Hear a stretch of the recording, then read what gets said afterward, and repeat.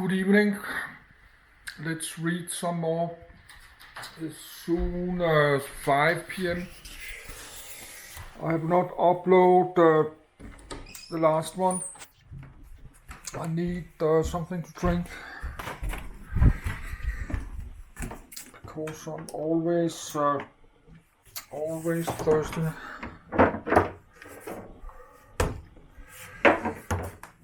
So I will read this, then go to bed.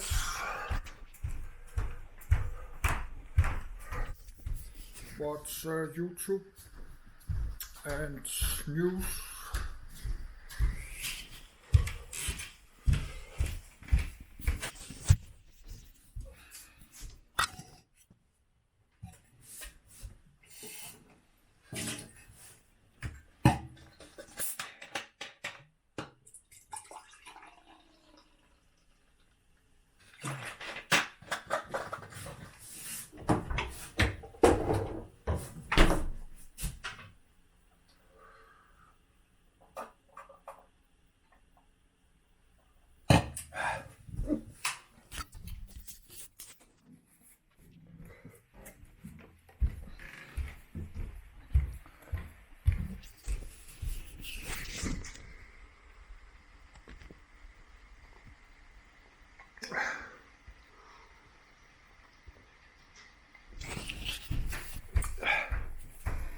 That was good.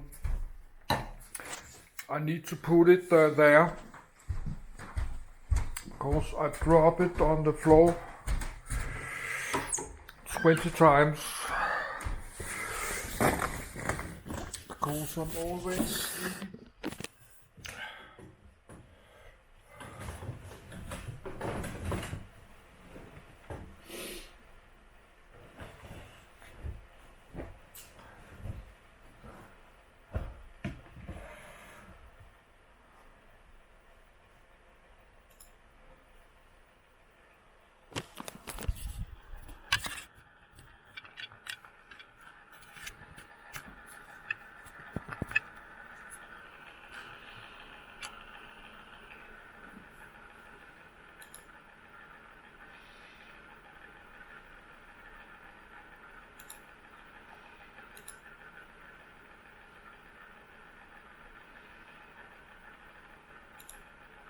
Nuclear winter. Nuclear winter is a severe and prolonged global climatic cooling effect that is hypothesized 1. To occur after widespread firestorms following a large-scale nuclear war. 3. The hypothesis is based on the fact that such fires can inject soot into the stratosphere, where it can block some direct sunlight from reaching the surface of the Earth. It is speculated that the resulting cooling would lead to widespread crop failure and famine. 4. 5. When developing computer models of nuclear winter scenarios, researchers used the conventional bombing of Hamburg and the Hiroshima firestorm in World War II as example cases where soot might have been injected into the stratosphere. 6. Alongside modern observations of natural, large area firestorms. 3. 7. 8. General nuclear winter, or as it was initially termed, nuclear twilight, began to be considered as a scientific concept in the 1980s after it became clear that an earlier hypothesis predicting that fireball-generated NOx emissions would devastate the ozone layer was losing credibility. 9. It was within this context that the climatic effects of soot from fires became the new focus of the climatic effects of nuclear war. 10. 11. In this model scenarios, various soot clouds containing uncertain quantities of soot were assumed to form over cities, oil refineries, and more rural missile silos. Once the quantity of soot is decided upon by researchers, the climate effects of these soot clouds are then modeled. 12.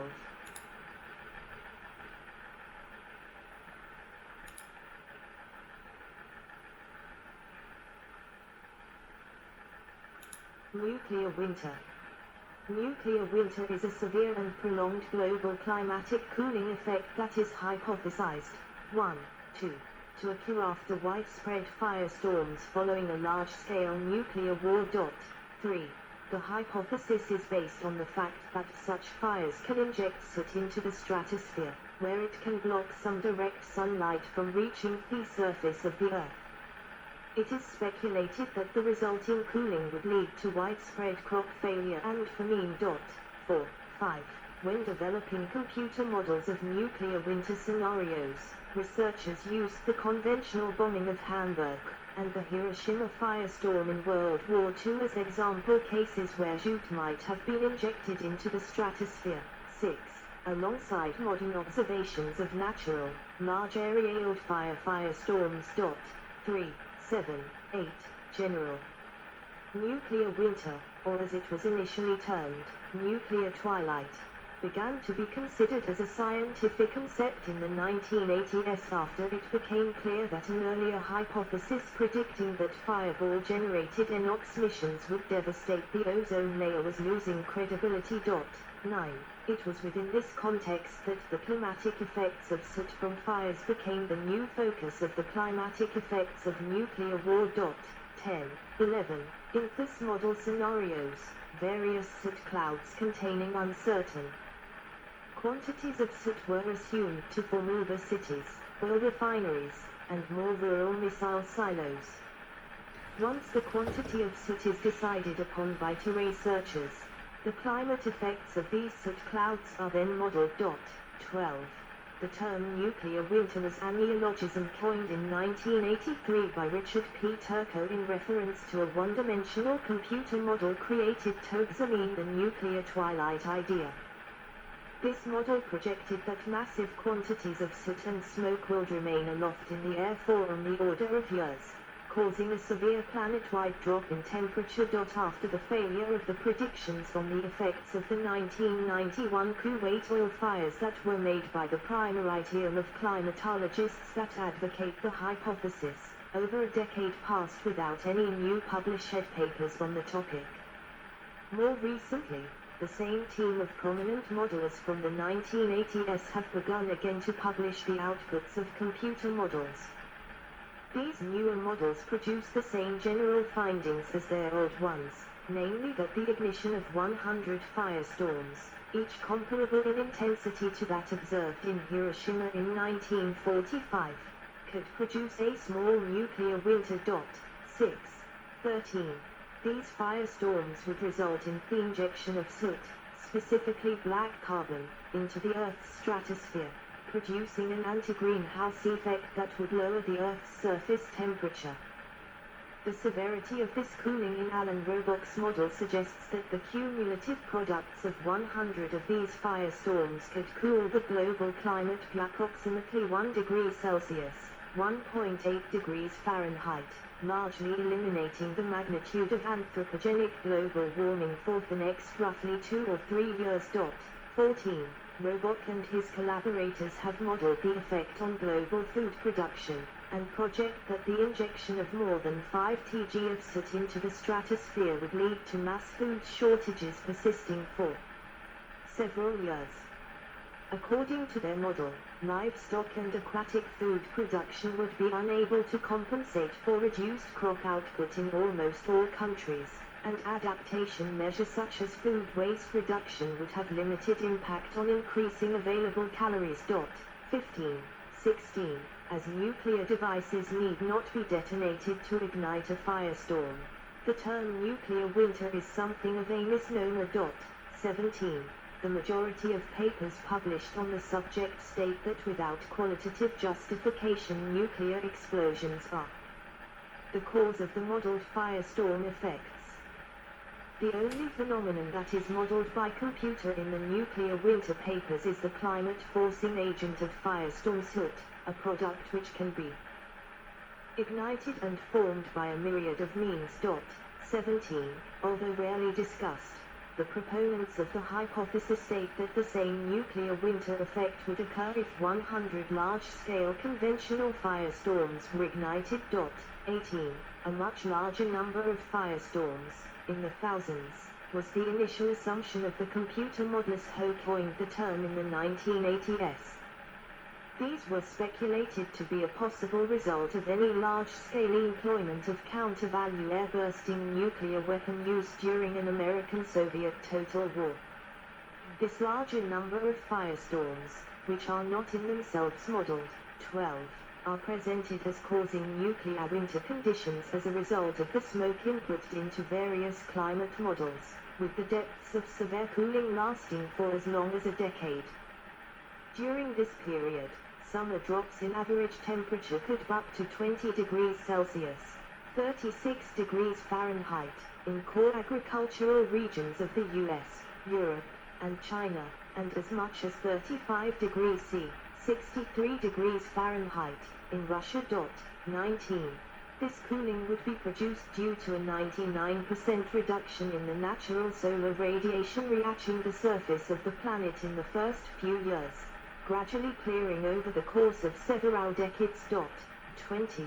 On the fundamental level, since the advent of photographic evidence of tall clouds were captured, 21, it was known that firestorms could inject such smoke forward/aerosols into the stratosphere, but the longevity of this sort of aerosols was a major unknown. Independent of the team that continued to publish theoretical models for nuclear winter, in 2006, Mike Frum of the Naval Research Laboratory experimentally found that each natural occurrence of a massive wildfire firestorm, much larger than that observed at Hiroshima, can produce minor nuclear winter effects, with short-lived, approximately 1 month of a nearly immeasurable drop in surface temperatures, confined to the hemisphere that they burned in. 22, 23, 24, is somewhat analogous to the frequent volcanic eruptions that inject sulfates into the stratosphere and thereby produce minor, even negligible, volcanic winter effects. A suite of satellite and aircraft-based firestorm monitoring instruments are at the forefront of attempts to accurately determine the lifespan, quantity, injection height, and optical properties of the smoke. 25, 26, 27, 28, 29. Information regarding all of these properties is necessary to truly ascertain the length and severity of the cooling effect of firestorms, independent of the nuclear winter computer model projections. Currently, from satellite tracking data, it appears that stratospheric smoke aerosols dissipate in a time span under approximately 2 months. 27. The existence of a tipping point into a new stratospheric condition where the aerosols would not be removed within this time frame remains to be determined. 27. Mechanism. The nuclear winter scenario assumes that 100 or more city firestorms, 30, 31, are ignited by nuclear explosions, 32, and that the firestorms lift large amounts of city smoke into the upper troposphere and lower stratosphere by the movement offered by the pyrocumulonimbus clouds that form during a firestorm. At 10-15 kilometers, 6-9 miles, above the Earth's surface, the absorption of sunlight could further heat the soot in the smoke, lifting some or all of it into the stratosphere, where the smoke could persist for years if there is no rain to wash it out.